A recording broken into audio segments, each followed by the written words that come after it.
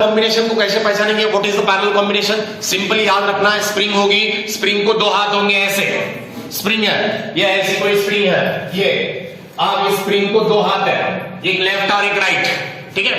तो जब स्प्रिंग का एक हाथ रिजिड सरफेस को होगा और दूसरा हाथ ब्लॉक को होगा, तो ऐसे कॉम्बिनेशन को बोलते हैं पैरेलल कॉम्बिनेशन। ऐसे को बोलेंगे पैरेलल कॉम्बिनेशन का। बघा आताच मी त्यांना एक्झाम्पल दिलं होतं। आता असा एक ब्लॉक है, ये है रिजिड सपोर्ट और फिर से ये स्प्रिंग है और ये है रिजिड सपोर्ट। चलो बोलो ये कॉम्बिनेशन कौन सा है? इज इट पैरेलल या सीरीज? पैरेलल। ये है आपका पैरेलल कॉम्बिनेशन।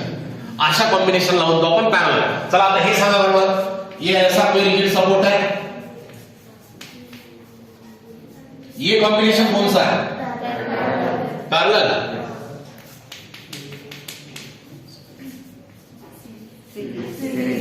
सिरीज कॉम्बिनेशन, ठीक आहे। आता तुम्हाला या टॉपिक साठी ऑसिलेशन वगैरह नाही बघायचे, तुम्हाला या टॉपिक साठी फक्त कॉम्बिनेशन और न्यूमेरिकल कैसे होंगे देखो। इस टॉपिक के लिए क्या करते हैं हम? स्प्रिंग को बीच में से काटते हैं तो वो ब्लॉक गिरेगा तो उसका एक्सेलरेशन कितना होगा, या फिर इस ब्लॉक में एक्सटेंशन कितना आता है, के का वैल्यू कैसे कैलकुलेट करता है, ऐसे ही न्यूमेरिकल होंगे, ठीक है।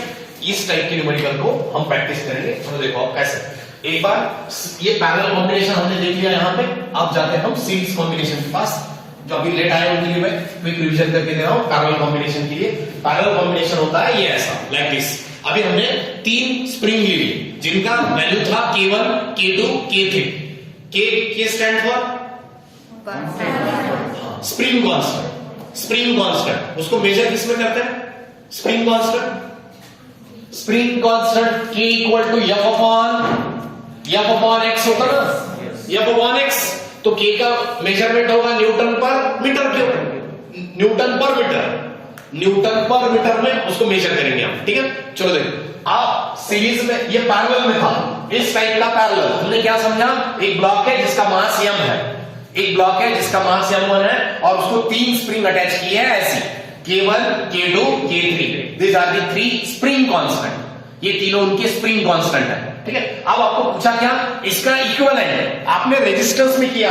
जब 3 रेजिस्टेंस थे उनको हटा के आपने एक ही रेजिस्टेंस लगाया था, तो उसको क्या बोला था? Equivalent resistance. मग तसं इथे इक्विवेलेंट के काढायचं, कसं काढणार आपण?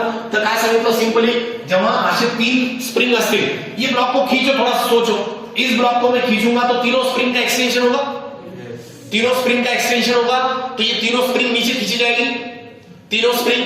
क्लियर है सबको?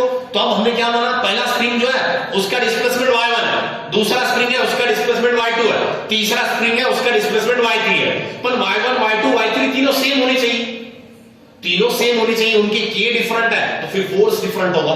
तो पहला फोर्स पहले स्प्रिंग का F1 equal to K1 y1, दूसरे स्प्रिंग का F2 equal to K2 y2 आणि तिसऱ्यासाठी F3 equal to K3 y3। हे लक्षात आलं का? तीनों फोर्सेस निकाल लिए हमने। फोर्स y क्या है? अब यहाँ पे y डिस्प्लेसमेंट है, y मतलब x है, हमने x समझा था, यहाँ पे y बोला है उसको, डिस्प्लेसमेंट को। अब इस ब्लॉक को आपने नीचे खींच लिया तो तीनों का डिस्प्लेसमेंट सेम है। हमने लिखा y equal to y1 equal to y2 equal to y3। Displacement of this 3 spring is the same.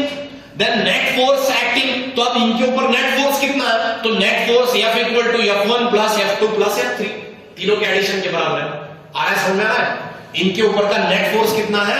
F1 plus F2 plus F3। कळतं सगळ्यांना? काय अवघड नाही वाटत है ना? यांच्यावरचा फोर्स किती आहे? या स्प्रिंगचा फोर्स प्लस या स्प्रिंगचा प्लस या स्प्रिंगचा, तिघांची बेरीज, मग हा टोटल फोर्स याच्यावर। मग मी काय केलं? F1 ला काढलं। F1 क्या है? K1 y1, यहां पुट किया K1 y1। F2 क्या है? K2 y2। F3 क्या है? K3 y3। अब यहां y1 y2 सेम है तो उसको कॉमन लिख सकते हम, और ये इक्विवेलेंट था, नेट फोर्स था, तो यहां का y हुआ कैंसिल। K इफेक्टिव क्या मिला? K1 plus K2 plus K3। जब स्प्रिंग होगी पैरेलल तो उनके स्प्रिंग कांस्टेंट की एडिशन करेंगे, जब स्प्रिंग होगी पैरेलल तो उनके K की एडिशन करेंगे। याद रहेगा? रेजिस्टेंस में उल्टा करते थे आप, वहां सीरीज में करते थे, याद रखना है। यहां का और वहां का पॉइंट अपोजिट है, अलग है, ठीक है। अब जा रहे हैं हम स्प्रिंग सीरीज में। स्प्रिंग होगा सीरीज में, तो पहले स्प्रिंग सीरीज में जब होगा, स्प्रिंग जब सीरीज में होगा तो सीरीज को पहचानेंगे कैसे?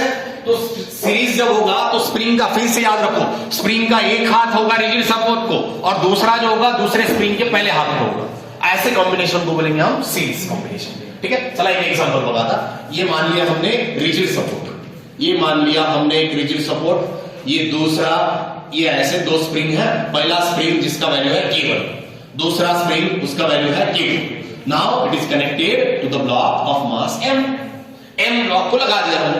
अब क्या होगा, अब ऐसे केस में मैंने मास लगा दिया ब्लॉक को, तो पहले क्या होगा, ये पूरी स्प्रिंग, पहली स्प्रिंग खुल जाएगी पूरी, दूसरी स्प्रिंग थोड़ी खुलेगी और ज्यादा खुल सकती है, हमें नहीं पता, दो स्प्रिंग है। अब ऐसे स्प्रिंग है, या फिर इसी डायग्राम को हम ऐसे भी देख सकते हैं, इसी डायग्राम को हम ऐसे देखेंगे, ये पहली स्प्रिंग, ये दूसरी spring, now it is connected to the block of mass M।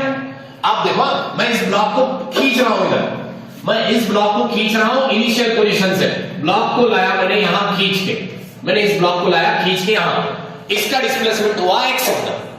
ठीक है, आताच बघितलं आपण हुक सायंटिस्टने काय सांगितलं होतं, हुक्स लॉ में क्या देखा था, जब आप स्प्रिंग को खींचते हैं तो अंदर एक फोर्स डेवलप होती है, वो क्या करती है, उस ब्लॉक को खींचती है अपनी तरफ, स्प्रिंग के अंदर वाली फोर्स, उसको बोलेंगे Fs।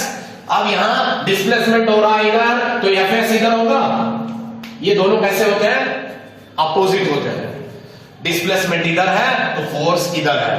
ठीक है, आप इस ब्लॉक को खींचते खींचते यहां तक लेके गए, आपने डिस्प्लेसमेंट कर लिया x, तो क्या हुआ, ये स्प्रिंग पूरी खुल गई होगी, शायद स्प्रिंग खुलेगी ना, ये पूरी खुली होगी और ये थोड़ा खुल सकता है, या फिर आपने ज्यादा खींच लिया तो दोनों स्प्रिंग खींच सकती है, दोनों खुल सकती है, कुछ भी हो सकता है इस केस में। तो अब हम क्या मानते हैं, चलो हमने मान लिया इस स्प्रिंग का डिस्प्लेसमेंट है x1 इतना और इस स्प्रिंग का डिस्प्लेसमेंट है x2 इतना, इसका K1 है और इसका वैल्यू है K2, सेम असच। ठीक है, ये ऐसा सेम। अब हम क्या बोलेंगे, इसका डिस्प्लेसमेंट अलग है, इसका डिस्प्लेसमेंट अलग है, क्लियर है, मतलब force due to first spring, तो क्या लिखेंगे, F1 equal to K1 into x1 ना, हाँ जनरल फॉर्मूला है, F इक्वल टू Kx, ये हमारा जनरल फॉर्मूला है।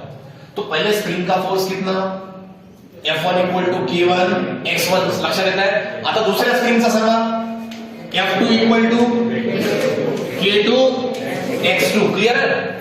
ठीक है, अब ये बना आपका सेकंड। अब मैं यहां बोल सकता हूं इनकी डिस्प्लेसमेंट डिफरेंट है, तो नेट डिस्प्लेसमेंट कितनी होगी, नेट डिस्प्लेसमेंट समजा ही स्प्रिंग 1 सेंटीमीटर उघडली, तो ही स्प्रिंग 0.1 सेंटीमीटर किंवा हाफ सेंटीमीटर उघडली असेल, तो मग नेट डिस्प्लेसमेंट किती झाली, 1.5। इसका 1 सेंटीमीटर और इसका आधा सेंटीमीटर, टोटल डिस्प्लेसमेंट कितनी बनी, 1 प्लस हाफ। तो मैं ऐसे लिख सकता हूं, देखो, therefore net displacement x equal to, हमने खींचा था x, नेट खींचा था हमने x इतना, हमने खींचा था नेट x इतना, तो पहले ये स्प्रिंग पूरा खुला होगा, थोड़ा खुला होगा, और फिर बाद में ये स्प्रिंग खुल गया। ठीक है, हमने लिखा net displacement equal to net displacement. For example या दोन्ही स्प्रिंगला मी काय केलं बघा, समजण्यासाठी मैं ऐसे बोल रहा हूं, आपको समझने के लिए मैंने इस ब्लॉक को खींच लिया 30 सेंटीमीटर, समझने के लिए बोल रहा हूं, इस ब्लॉक को खींच लिया मैंने 30 सेंटीमीटर, तो ये खींचा गया 20 सेंटीमीटर और ये खींचा गया 10 सेंटीमीटर, ऐसा ही होगा ना, ये 30 की एडिशन ऐसी होगी, 10 प्लस 10 ऐसा, 10 प्लस 20, ये हमने समझने के लिए। वैसे लिखो अब मैं, net displacement equal to what, x1 plus x2, असंच ना, x1 प्लस x2, समझलं, लक्षात येतं, net displacement of spring equal to x1 plus x2। तो अब इस फार्मूले से x का वैल्यू बोलो कितना है, इस फार्मूले से x1 equal to F1 divide by K, F1 divided by K लिखू शकतो मी असं। Therefore x, इस नेट डिस्प्लेसमेंट को भी हटा देंगे, यहां इसको लिखेंगे F into K equivalent, K effective किंवा K इक्विवेलेंट, K इफेक्टिव लिहिलं आपण मागच्या एक्झाम्पलला, याला आपण तेच लिहिलं, K इफेक्टिव इक्वल टू ये इसका डिवाइड से जाएगा। ठीक है, x इक्वल टू x है ना, ये general formula F divided by Kx। आता x1 चं वैल्यू सांगा, x1 क्या होगा, F1 dividing by K1 plus इसका F2 डिवाइडिंग बाय K2। अब यहां लेकिन फोर्स तो सेम है ना, डिस्प्लेसमेंट अलग होगी लेकिन फोर्स कैसा है, सेम है, तो अब मैं F को कॉमन लूं, मैं यहां लिखूं force is same, F equal to F1 equal to F2, F equal to F1 equal to F2। तो इसी इक्वेशन को मैं ऐसे लिख सकता हूं, therefore ये इक्वेशन को हम ऐसे लिखेंगे, F by K effective equal to F1 dividing by K1 plus F2 dividing by K2। F taking common, क्योंकि F1 F2 सेम है, तो F dividing by K effective equal to F dividing by 1 by K1 plus 1 by K2। F से F cancel, F बना cancel, तो 1 by K effective equal to 1 by K1 plus 1 by K2। This is the effective value of spring. जब आपका spring कैसा होगा, when spring in a series, जब आपका spring series में है तब क्या करना है, उनके रेसिप्रोकल्स लेना है। इफेक्टिव रेजिस्टन्स मध्ये उलट होतं, पॅरलल मध्ये होतं, तिकडे त्याच्या अपोजिट लक्षात ठेवता येईल। ये होतं सीरीज कॉम्बिनेशन और ये था पैरेलल कॉम्बिनेशन। चलो है क्लियर है, कोई डाउट नहीं है, क्लियर हुए दोनों पॉइंट। आपको सीरीज और पैरेलल ये दोनों कॉम्बिनेशन को पहचानना है और उनके फॉर्मूले आपको याद रखने हैं। जायचं न्यूमेरिकल कडे यायचं, चला मग हे मी नोट्स मध्ये टाकून देतो, लिहायची गरज नाही, मी नोट्स मध्ये टाकून देईन। आता आपण डायरेक्ट न्यूमेरिकल बघूया। चला लिहा बरं, एग्जांपल नंबर 1 रफ कर दो इसको, इसकी न्यूमेरिकल स्टार्ट करते हैं। मैं रीड कर रहा हूं, आपको लिखना है, ठीक है। एग्जांपल उसके साथ ही लिखते चल जाए। तो एग्जांपल नंबर 1, आवाज बंद ठेवा। Example number 1, find the acceleration of 3 kg mass. Example number 1, find the acceleration of 3 kg mass. बहुत easy, numerical है first. Find the acceleration of 3 kg mass when acceleration of 2 kg mass, when acceleration of 2 kg mass is 2 meter per second square, is 2 meter per second square, 2 meter per second square, and diagram is like this। ये ऐसी diagram है, ये block है 3 kg मास जिस connected with the spring, एक spring के साथ ये कनेक्ट है, और ये है आपका 2 kg, और इसका एक्सेलरेशन बोला है 2 मीटर पर सेकेंड स्क्वायर। यह ऐसा है, acceleration of block 2 meter per second square and applied force of 10 Newton। तो बहुत इजी न्यूमेरिकल है, सिंपल एग्जांपल एकदम। ट्राई करेंगे या सॉल्व करेंगे? चलो ट्राई कर लो।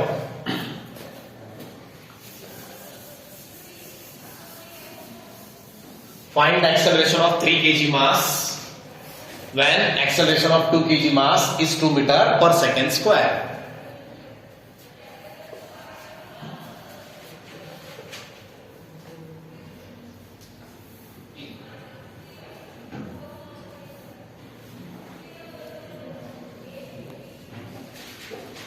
ठीक है, चलो बी देते सॉल्व।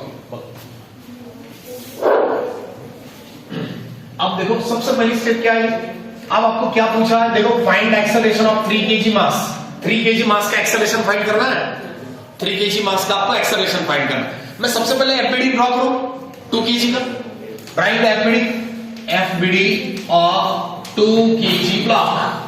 2 kg ब्लॉक का हम एफबीडी ड्रॉ करते हैं तो हमें ऐसे दिखता है। देखो अब ये मैकेनिज्म ये सिंपल है, 2 kg ब्लॉक का इधर, अब इधर जाने वाला क्या है, स्प्रिंग फोर्स है, स्प्रिंग इधर लग रहा है 10 न्यूटन का फोर्स, एक्सेलरेशन भी इधर है, एक्सेलरेशन की डायरेक्शन भी इधर है इन अप्लाइड फोर्स के डायरेक्शन में। तो हम इसका इधर जो जाने वाला फोर्स होगा उसको एफएस बोलेंगे, स्प्रिंग का फोर्स है ना एफएस, लक्षात है FS equal to what, KX, spring का फोर्स। तो अब स्प्रिंग क्या करेगी, इस ब्लॉक को इधर खींचेगी, हम इसका एफबीडी ऐसा ड्रॉ करेंगे, देयरफॉर एफएस खींचेगा इधर लग रहा है 10 न्यूटन का फोर्स और इसका एक्सेलरेशन है 2 मीटर पर सेकेंड स्क्वायर।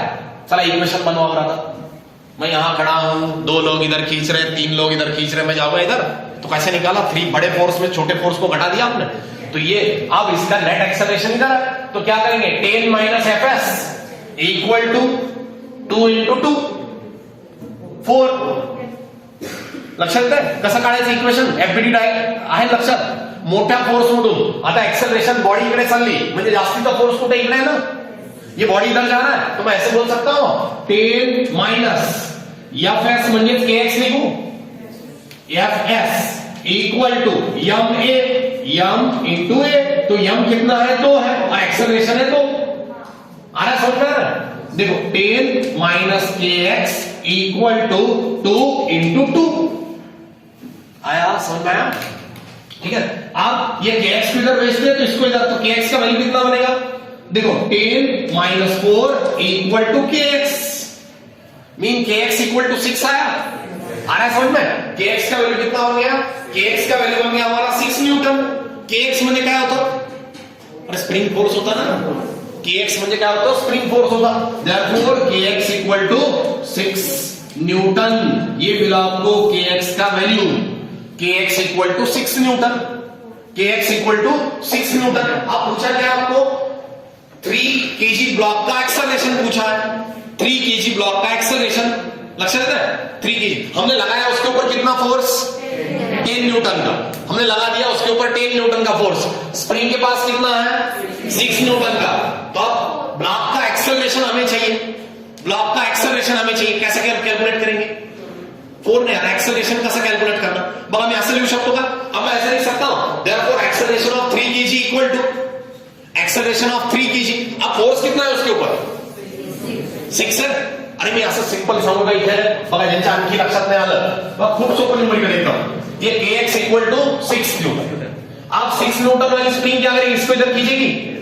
इसका क्या टेंडेंसी होगा, उधर जाने का, उधर जाने का टेंडेंसी होगा. हम ऐसे लिखेंगे therefore m into a equal to kx. आ रहा समझ में. m into a equal to kx. Therefore E equal to kx dividing by m. Therefore E equal to kx कितना है 6 dividing by mass 3. Therefore E equal to 2 meter per second square. This is an acceleration.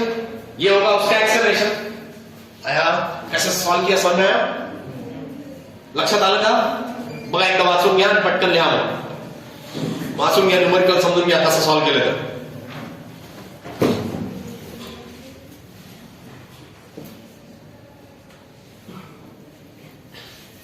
E equal to 2 meter per second square.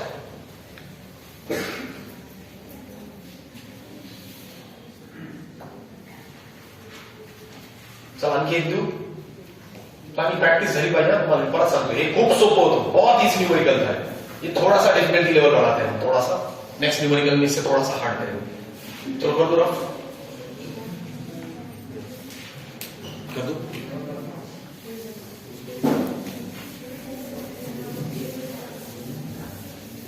Next example number 2. चलो लिखो मैं पढ़ रहा हूं numerical लिखो. For the arrangement as shown, for the arrangement as shown extension in a spring. For the arrangement as shown extension in a spring for which block remain at rest. For which block remain at rest. Repeat. Okay. For the arrangement as shown, extension in the spring for which block remain at rest. Block remain at rest.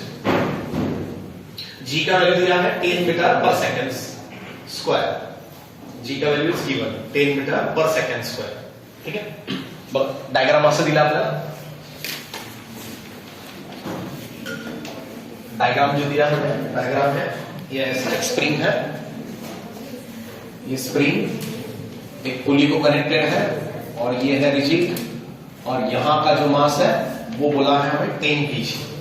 ये मास कितना है 10 kg है और k का value दिया है k equal to 10⁻³ newton per metre and this is the 10 kg.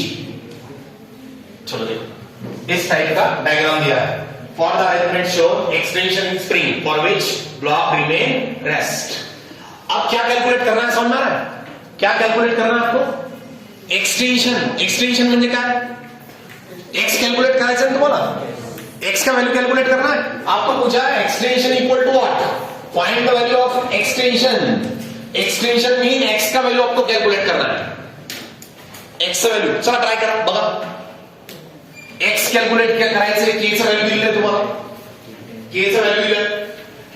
आता अशा केसला काय करायचं बघा, परत नीट आहे, सिंपल, एकदम सिंपल, काही शिल्लक डोकं लावायची गरज नाही। पुली याद है, पुली की रिएक्शन याद है, पुली का रिएक्शन क्या था, पुली का reaction 2 times T, R equal to 2 times T देखा था, 4 times M1 M2 dividing by M1 plus M2 into g, formula लक्षात है पुली का रिएक्शन। तो हम डबल लेते थे पुली का रिएक्शन, तो यहां पे भी आप वही होगा, यहां पे भी वही होगा।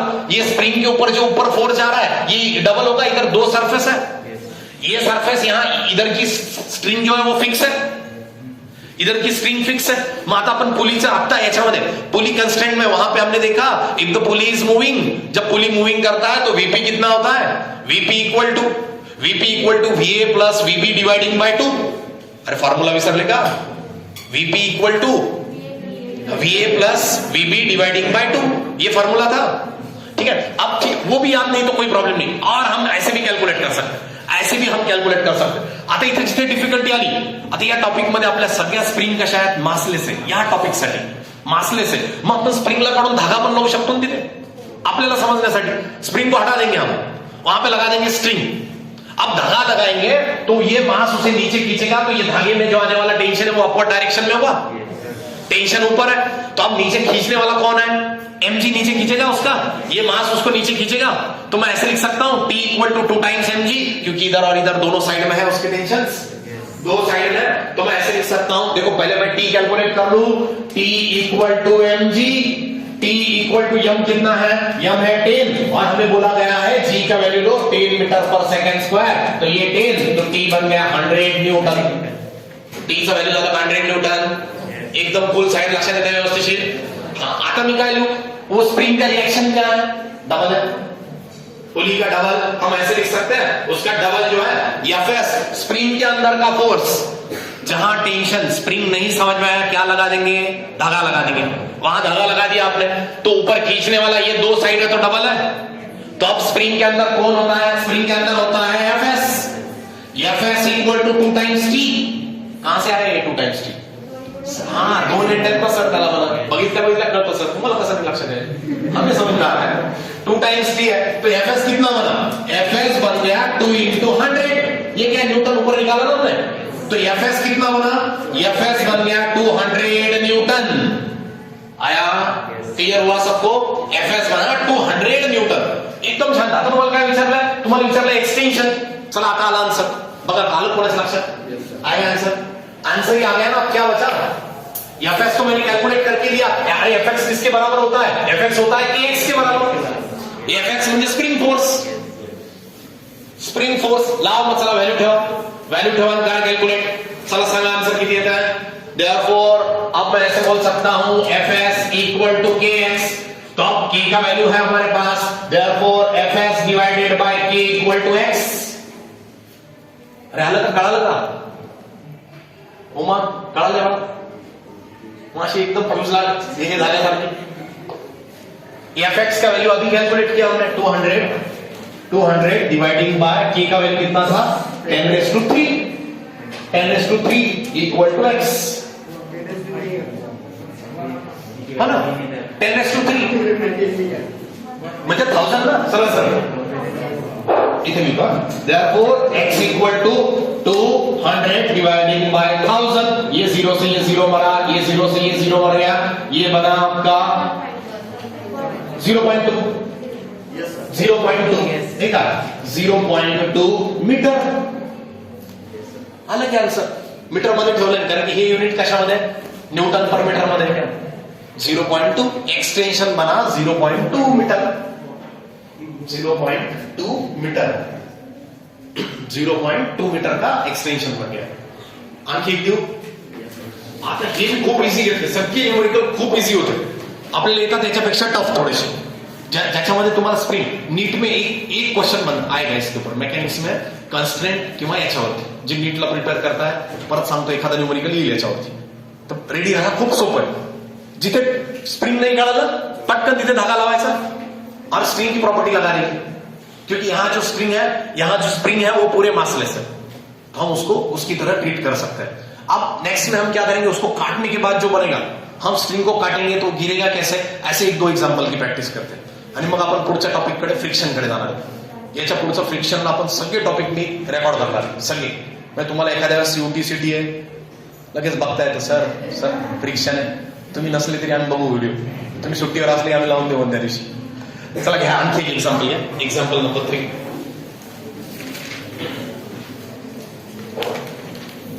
आता कटिंग वर देतो. A block of 3 kg, a block of 3 kg is initially in equilibrium. A block of 3 kg initially in equilibrium. Initially in equilibrium and hanging by 2 identical springs. Hanging by 2 identical springs, A and B. Hanging by 2 identical springs, A and B. A and B, as shown in a diagram. As shown in a diagram.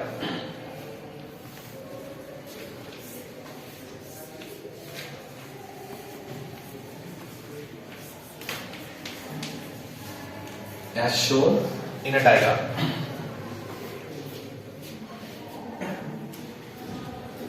A spring A is cut. A spring A is cut. A spring A is cut from lower point. From lower point at t equal to 0. Spring A is cut at lower point t equal to 0. Then find the acceleration of block. Find the acceleration of a block. Find the acceleration of block. And options are 5, 10, 15 and D, 0. These are the options. These are the options. ये आपके पास options है, कर सकते हो solve. आप spring को ए को काट दिया होगा, ए को काटा और यहाँ पे उसके रोटेशन के जो इफेक्ट आएंगे उसको निगलेक्ट कर देंगे हम. ये कटने के बाद ये रोटेट होगा, वो इफेक्ट हम यहाँ निगलेक्ट करते हैं. Neglecting the effect of rotation of a spring due to cutting. Cutting के बाद ये जो रोटेट होगा उसको हम निगलेक्ट करते हैं. चलो देखो, आप सबसे पहली स्टेप क्या आती है, एफबीडी. पहले फ्री बॉडी डायग्राम ड्रॉ कर दे 3 kg का, जब वो इक्विलिब्रियम में था बिफोर कटिंग. देखो पहले, अब स्टेप वाइज जब आपको ऐसे कटिंग के न्यूमेरिकल आएंगे, कटिंग के मी परत सांगतो, मेकॅनिक्सचे न्यूमेरिकल क्रॉप वाले बॅचला अवघड वाटतात, थोडेसे वाटतात, नसतात. हा, ते त्यांना वाटतात पण तसं काहीच नसतं. ते मेकॅनिक्सचा पेपर पाहिलं की वाटतं सर हे काय होतं एवढं, असं वाटतं. पण प्रॅक्टिस झाली ना याच्यासारखं सोपं काहीच नाही. एकदा प्रॅक्टिस झाली, कन्सेप्ट चांगला समजला तर मग बरोबर सोपे वाटतात. आणि तुम्हाला अवघड वाटणारा पार्टच सोपा वाटला तर मग काय राहिलं. मुद्दा पेपरही तसेच काढणार. मी कालचे 3 क्वेश्चन होते, बलूनचा एक एक्झाम्पल आहे बघा, की आता आपण ते एक्झाम्पल, ते टफ होतं थोडंसं. कालच्या युटीचा जो आहे ना बलूनचा एक्झाम्पल एक टफ होता. आणि त्याच्यानंतर आणखी एक आहे, कुठला आहे की बघा 11 नंबरचा होते. 11 नंबर का वो 13 में 11 P1 9 नंबर का 11 नंबर का बलूनचाच 9 नंबर आहे ना. वो 2 न्यूमेरिकल थे, थोडासा टफ होता. 1 नंबरचा आहे ना. त्याच्यानंतर आणखी एक आहे ना, इम्पल्सचं इंटिग्रेशन घ्यायचंय, टाइम पिरियडचं आहे का, किती नंबर आहे. हा, ते 2 न्यूमेरिकलचे आहेत का, ते थोडेसे लेंदी म्हणजे थोडेसे लॉंग आहेत, बाकी काही नाही. आणि अशा क्वेश्चनची तुम्हाला प्रॅक्टिस झाली ना तर छोटे छोटे सोपे वाटते. मी सिलेक्ट करू शकत होतो इझी न्यूमेरिकल, पण इझी पण करत होतो, पण मुद्दाम हार्ड लेवलचे घेतले. आता होतो सुरुवातीला घरी पण कळलं की याला कमी मार्क पडले, ठीक आहे आता नाही. नंतर पडले ना मग चिडतात घरचे, 2 वर्षानंतर तू काय केलं. आता पडू द्या, काही प्रॉब्लेम नाही, तुम्ही अभ्यास करता. अच्छा करा सॉल्व. बिफोर कटिंग के पहले इसकी एफबीडी कैसे आएगी.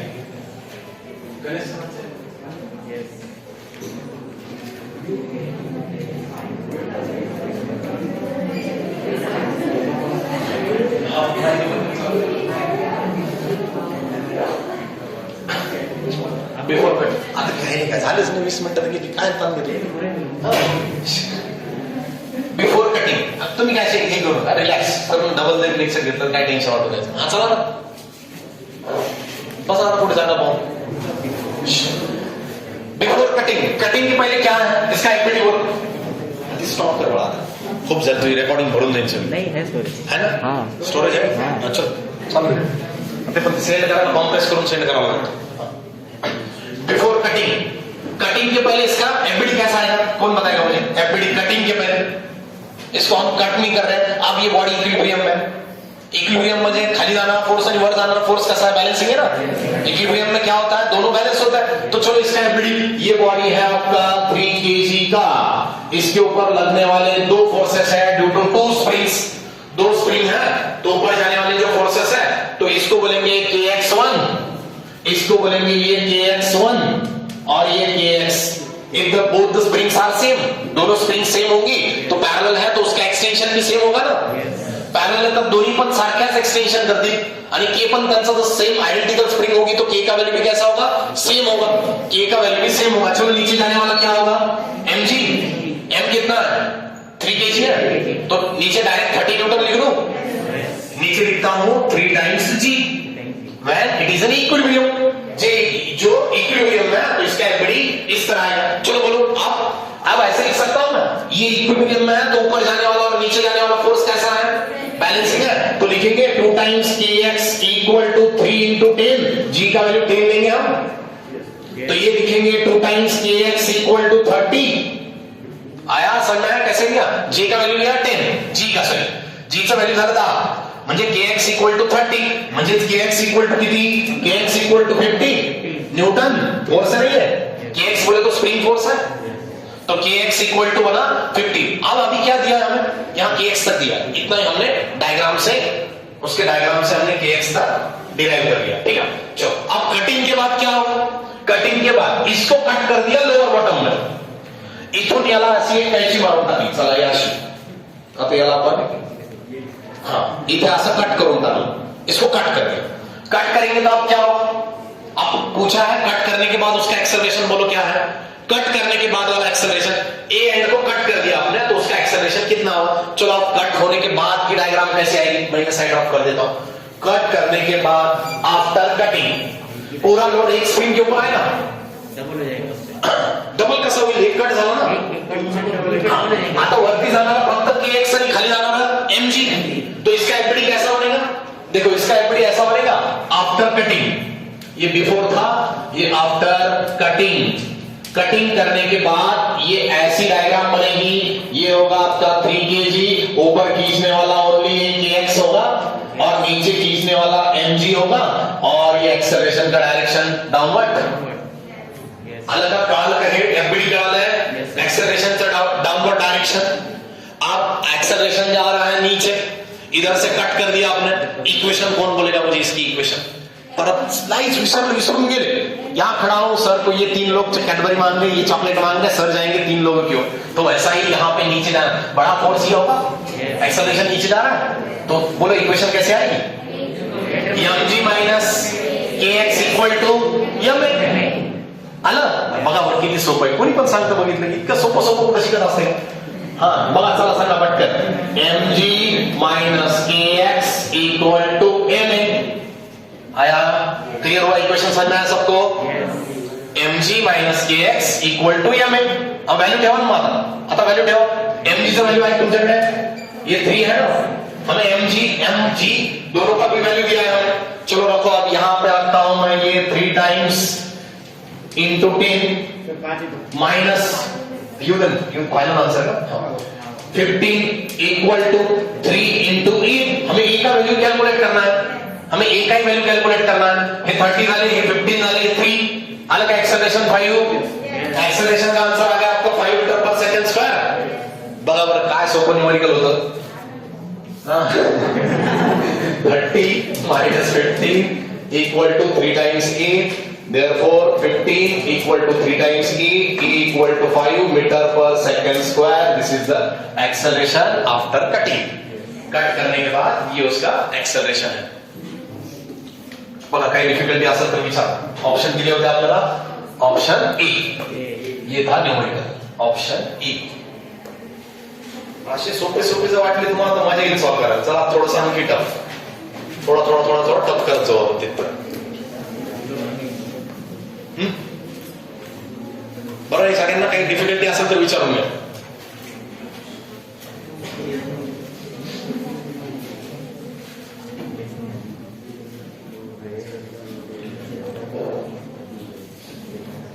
चलो नेक्स्ट, अब आप सॉल्व करेंगे.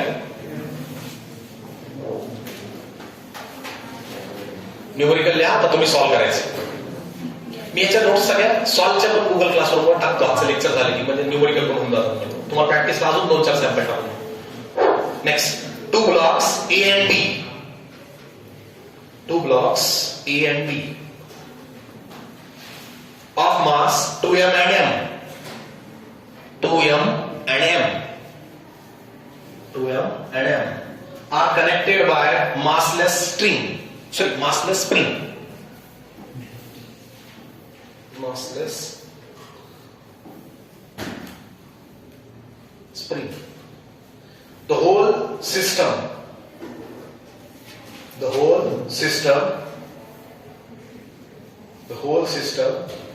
is suspended by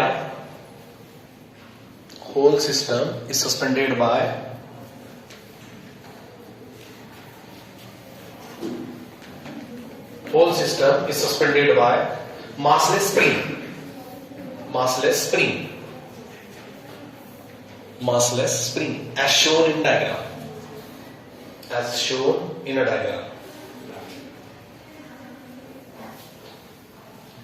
The magnitude of acceleration of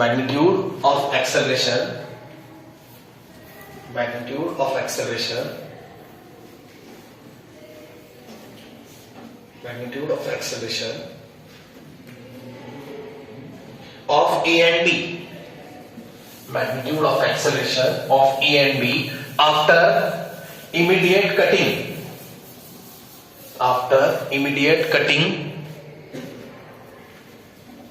of a string.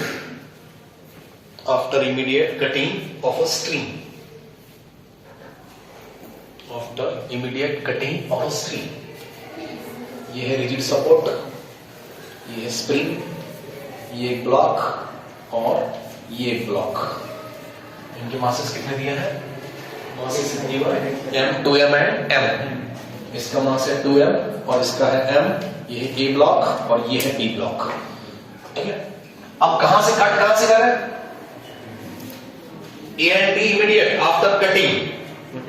हाँ, A और B को कट कर दिया है तो उसके बाद आपको पूछा है उसका एक्सेलरेशन कितना होगा. ठीक है. बघा, या टाइपचे न्यूमेरिकल तुम्हाला असे विचारू शकतो. आप क्या करेंगे? पहले सबसे पहले एपरी ड्रॉ करेंगे. कटिंग के पहले वाली सिचुएशन और फिर कट करने के बाद वाली सिचुएशन. कट करने वाले पहले सिचुएशन में हमें क्या मिलेगा? बघा, चलो एपरी ड्रॉ करो. मास दिले तुम्हाला. आप ये दोनों ब्लॉक क्या करेंगे? पहले यहां का टेंशन T, इनके बीच में धागा चेंज, टेंशन चेंज. यहां टेंशन T मानेंगे. आप यहां स्प्रिंग है, ये सॉरी स्प्रिंग है, ये स्प्रिंग. आता एपडी ड्रॉ करा. तुम्हाला जमतं का बघा. एकदा काय करा, 1-2 मिनिटाचा टाइम घ्या. बघा, लक्षात येते. स्प्रिंग फोर्स अपवर्ड डायरेक्शनला दाखवा.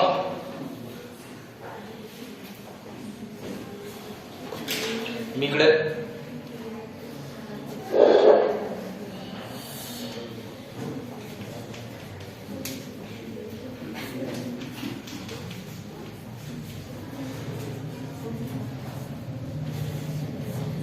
ये ब्लॉक 2m,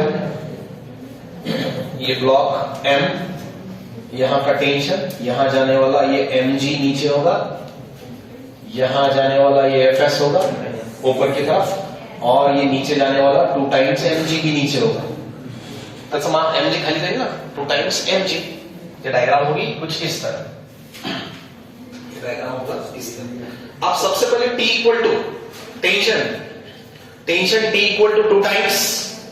हाँ, tension T equal to mg लिख सकता हूं मैं. देखो मैं ऐसे लिखे, therefore P equal to mg. यहां का टेंशन आ रहा है समझ में? यहाँ का टेंशन धागे के अंदर, ये mg उससे नीचे खींचेगा, ये mg के equal, t equal to mg, आ रहा है समझ में? t equal to mg। और यहाँ का जो फोर्स है spring force, Fs equal to what? Fs equal to spring को, स्प्रिंग ऊपर खींचेगा तो उसको नीचे खींचने वाले दो लोग हैं। कौन से दो लोग हैं? एक ये 2mg नीचे खींचेगा और इस धागे के अंदर का टेंशन भी नीचे खींचेगा। लक्ष्य देता है? नहीं तो सेपरेट काढ़ा, ज्यांच्या लक्षात नहीं आता ही 2 टाइम्स m, इसका डायरेक्शन देखो, ये 2 टाइम्स mg नीचे जा रहा है और ये धागे का टेंशन जो उसको नीचे लेके जा रहा है उतना ही Fs उसको ऊपर खींच रहा है, स्प्रिंग फोर्स। माता equation Fs equal to t plus mg, 2 times mg। आया समझ में? Fs स्प्रिंग के अंदर फोर्स कितना है? स्प्रिंग के अंदर फोर्स है टेंशन प्लस 2 टाइम्स mg का। टेंशन कितना है? टेंशन है mg का, तो लिख सकता हूं मैं Fs equal to 3 times mg, direct लिखो 3 times mg, Fs equal to 3 times mg। हाँ, आता m ब्लॉक जो है उसका एफबीडी देखो थोड़ा सा। m ब्लॉक जो है ये है m ब्लॉक, m ब्लॉक का एफबीडी, ये कट करने के बाद नीचे गिरेगा, कट करने के बाद इसका एक्सेलरेशन a1 मानेंगे हम, नीचे जाने वाला ये बनेगा mg। कट करने के बाद हम बोलेंगे यहां a1 किसके इक्वल होगा? कट करने के बाद यहां से कट कर दिया ना, हाँ गए पीछे इक्वल, तो a कितना बनेगा? पहला acceleration a1 equal to mg। अब सेकंड ब्लॉक 2 टाइम्स m का, उसका एफबीडी देखो 2 टाइम्स m वाला, इसका एफबीडी ये 2 टाइम्स m, इसको ऊपर खींचने वाला और ये नीचे खींचने वाला, इसका एक्सेलरेशन मानेंगे हम a2, इसका एक्सेलरेशन मान लिया a2। ऊपर खींचने वाला फोर्स कितना होगा? ऊपर खींचने वाला होगा 3 टाइम्स mg। उसे ऊपर कट करने के बाद स्प्रिंग जो है वो उसको ऊपर खींचेगा, उसका मास उसको नीचे खींचेगा, तो ये बनेगा 2 टाइम्स mg। बघा कट केल्यानंतरची सिच्युएशन, कट करने के बाद वाली ये सिच्युएशन। अब ये डायग्राम से अब इक्वेशन हमें पूछा है ये a2 equal to what? Second block का एक्सेलरेशन कितना होगा? What is the acceleration of second block? चला बघा आन्सर, इक्वेशन कशी म्हणू? हाँ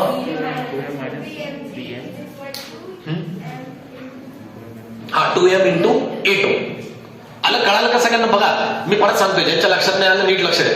देखो ये नीचे जा रहा है, 2mg बड़ा होगा तभी तो ये नीचे जा रहा है। क्या लिखेंगे? 2mg माइनस ऊपर खींचने वाला कौन है? 3mg equal to 2m into a2। आलं कळालं? हे इक्वेशन समजलं सगळ्यांना कसं आलं? ये इक्वेशन 3mg उसको ऊपर खींचेगा 2 टाइम्स ma, त्याच्यात तर माइनस आंसर येऊन जाईल आपल्याला। 2 टाइम्स m है ना, ओके 2 टाइम्स m का एफबीडी ड्रॉ किया ना हमने, 2 टाइम्स m, तो Fs कितना था? Fs था 3 टाइम्स mg। कट करने के बाद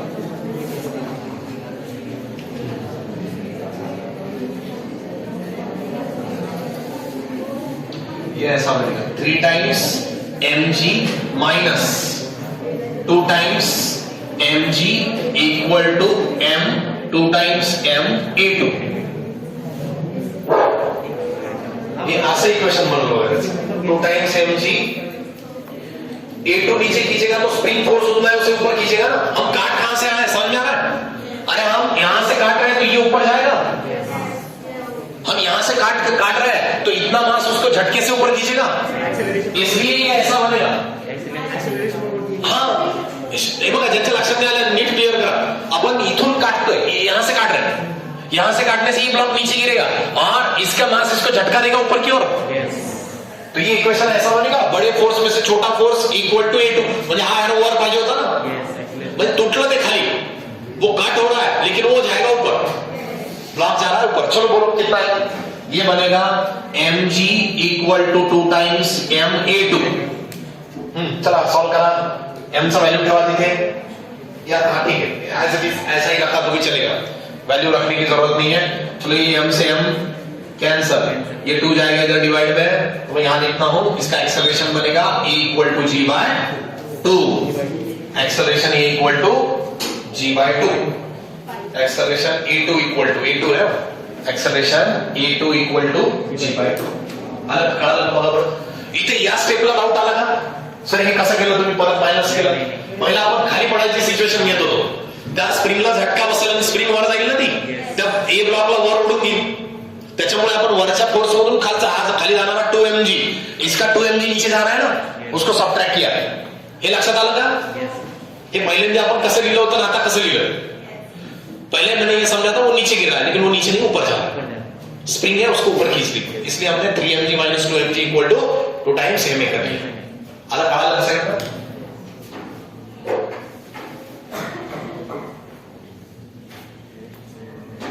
चलो फिर से और एक थोड़ा सा डिफरेंट है.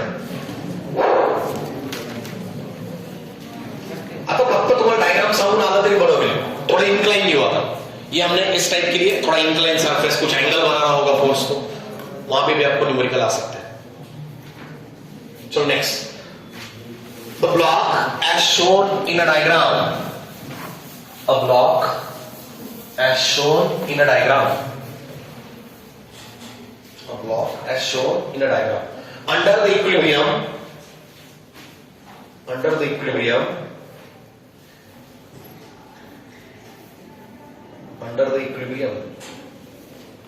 on a smooth surface. Under the equilibrium, on a smooth surface. Spring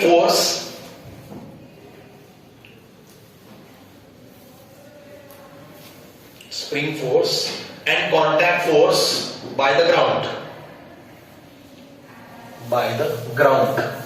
Smooth force and contact force by the ground. On the block R.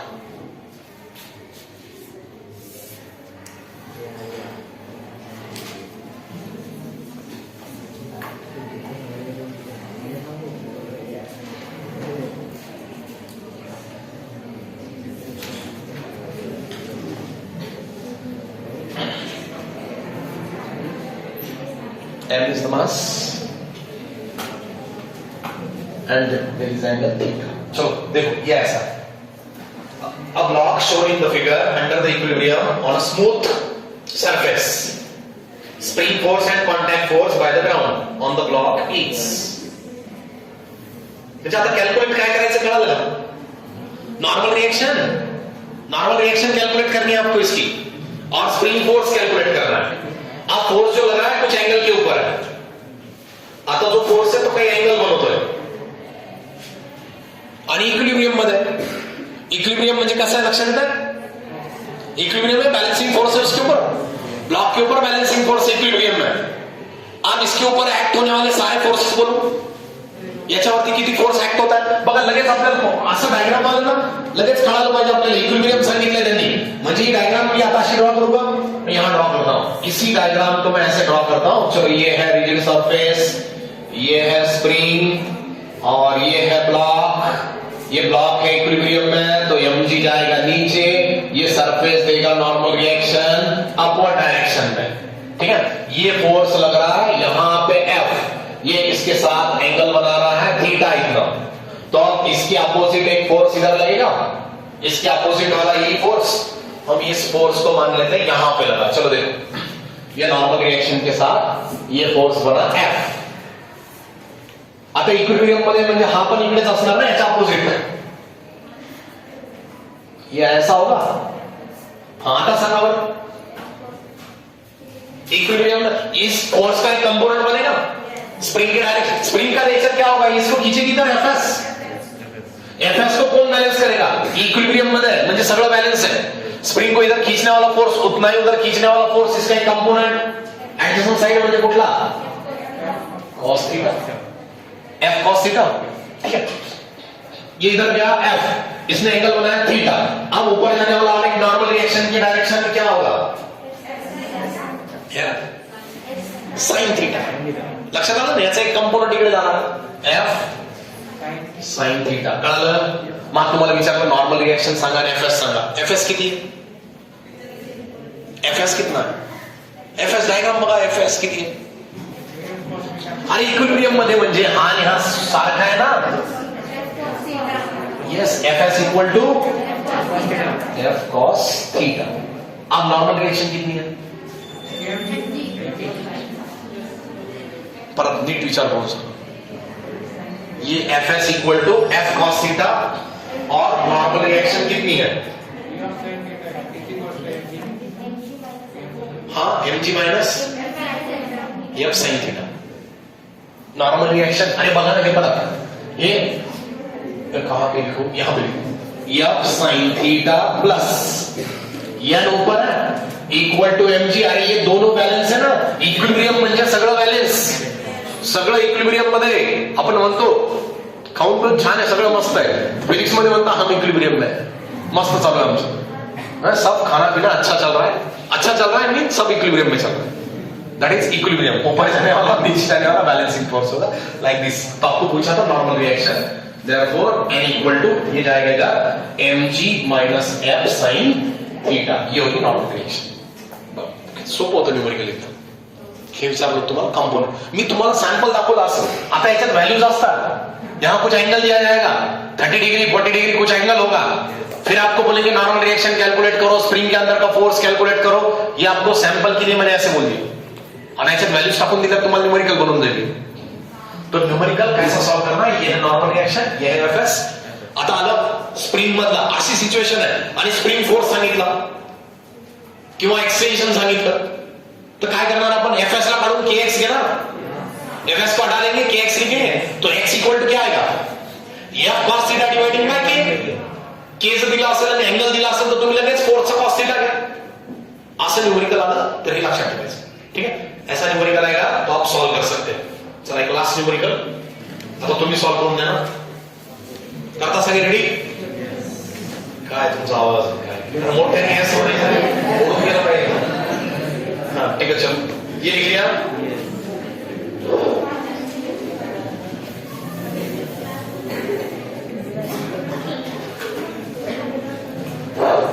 मी एक न्यूमेरिकल देतो तुम्हाला, सॉल्व करून बघा.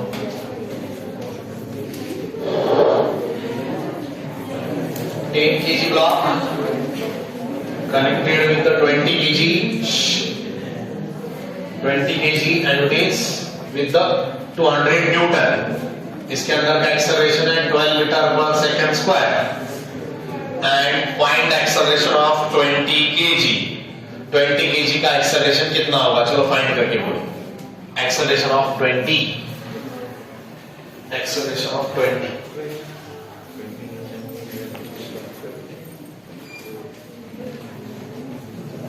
सोपं एकदम एकदम सोपं numerical. acceleration of 20 kg is acceleration of 20 kg is. चला पटकन करा नाही तर मी सॉल्व करतो. एकदम सोपं आहे ते, राहत नाही मला. मी देऊ सॉल्व करू करा तुम्ही आता लगेच. हो द्या सर, मस्त मस्त. अनुराग ते बंद करा, खूप झालं. तो डेटा देईन संपून सगळं.